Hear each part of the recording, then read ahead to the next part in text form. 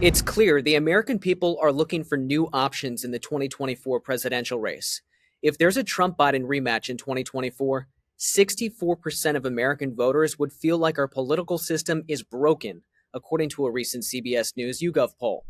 A News Nation poll from June found that 49% of voters would consider a third party candidate if Trump and Biden are once again the major party nominees.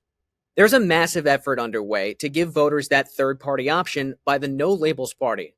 It's a group led in part by former Connecticut Senator Joe Lieberman, a Democrat, and former Maryland Governor Larry Hogan, a Republican.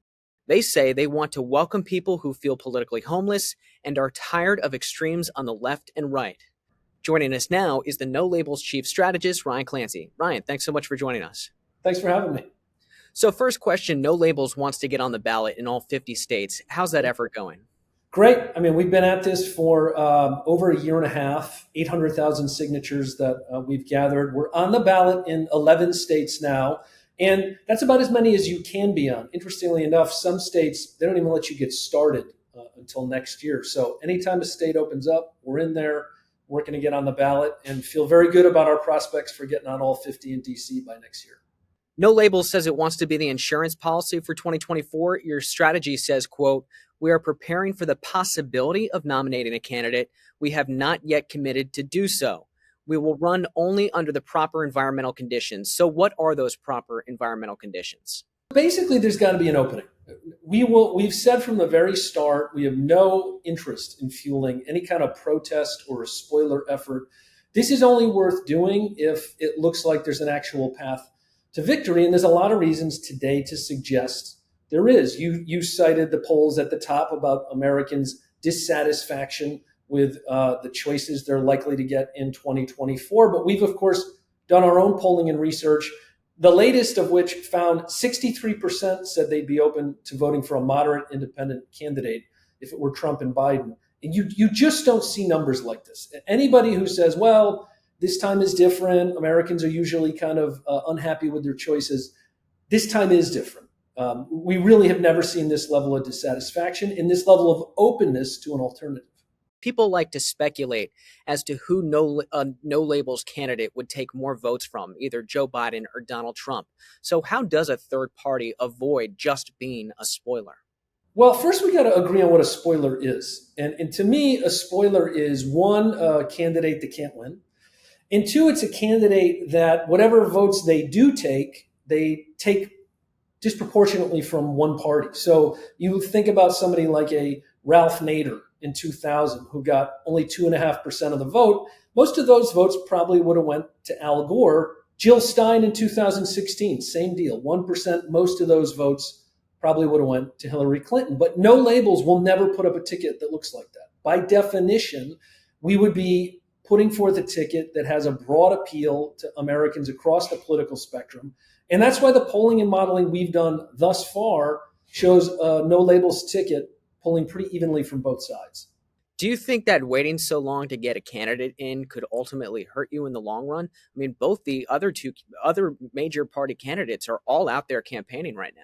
I don't think so. I mean, one of the things that is interesting is we, of course, have the permanent campaign in America, but being out there more for more time doesn't necessarily accrue to the benefit of candidates. Sometimes they get a little stale over time. So we're going to have a convention in April of 2024 in Dallas, Texas.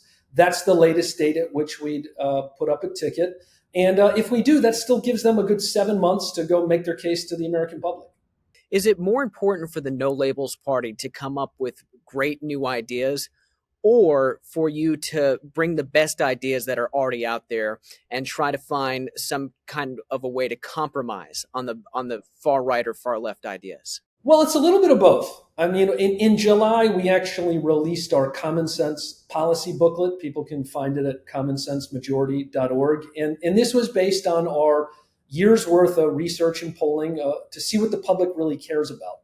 And what you'll find in this booklet is 30 ideas that we think you could fairly say characterizes this is where most Americans want to go on most issues. And if a unity ticket were to come along, we certainly don't expect that they'd pick up every idea in this booklet, but that would be a great starting point. The CBS News YouGov poll I mentioned earlier found that 51% of Biden voters say their vote is really just to oppose Trump, while 39% of Trump voters say their vote is really just to oppose Joe Biden. So the protest numbers, by the way, were actually worse in 2016 when it was Trump v. Clinton. But with that in mind, why do you think there hasn't been more of an effort to grow third-party candidates at the grassroots level, at the local level, at the state house level? Well, look, one thing to be clear, No Labels isn't a political party. We're what's called a 501c4 organization. We're just working to get on the ballot. But I do think, generally speaking, you see a growing appetite for something different from American voters. It is so obvious. And I think one of the mistakes that both parties are making is you think about that number you put up earlier where, 60% or 60% plus said they think it was a failure if we had a rematch of 2020. If we had a functioning political system, the parties would adjust to that and they would give the public something they actually want. I think the problem we're in now is that on some level, both parties don't even think they need to give us good choices anymore. They just figure in the end, you'll hate and fear the person on the other side more and you'll come home and vote for us. That's part of the reason why there's such an opening for and an appetite for what No Labels might be offering. Gallup had a poll that came out earlier this year that showed 41% of Americans identify as political independents.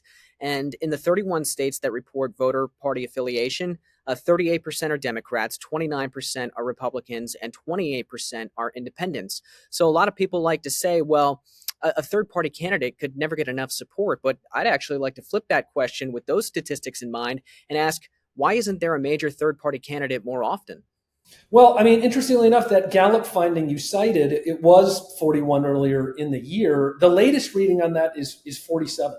And interestingly enough, if you go back 30 years ago, when Ross Perot ran, that was the last time there was really a serious third alternative in the race. Only about 32, 33% of Americans considered themselves as independents at that time. So you see this vast expansion in the universe of people who don't want to affiliate themselves with the major parties. You see their dissatisfaction with the likely presidential nominees they're going to get. And then, of course, you just have the broader attitude in the country where you look at things where people say, only 16% of people trust the federal government to do the right thing. That's the lowest reading in 70 years. 78% of the public doesn't think their kids are going to be better off than they are. That's the worst reading in 40 years.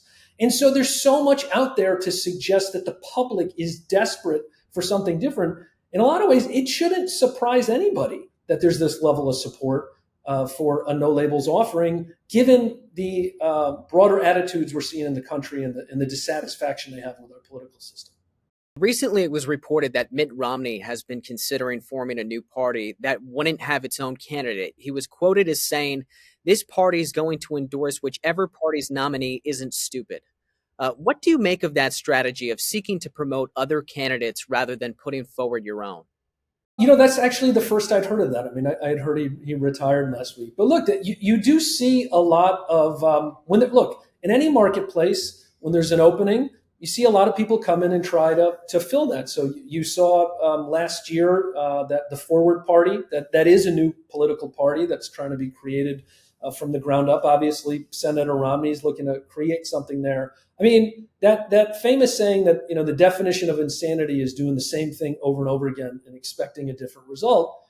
I think that's how Americans feel about our politics right now. They know if we have a repeat of this election, it is not going to solve the underlying divisions that we have in the country, and it is not going to let us tackle the problems that desperately need solving. You think about our immigration system, you think about our budget situation, that is only going to get solved with Republicans and Democrats at the table working together. And that's why No Labels ultimately is considering putting this offering on the table early next year. Ryan Clancy, the chief strategist for No Labels, thanks so much for joining us. Thanks for having me, Ray. Thanks for watching. In this time of media mistrust, Straight Arrow News is on a mission to bring you unbiased, fact-based reporting. So like and subscribe to Straight Arrow News below. And to see all of our content, go to straightarrownews.com.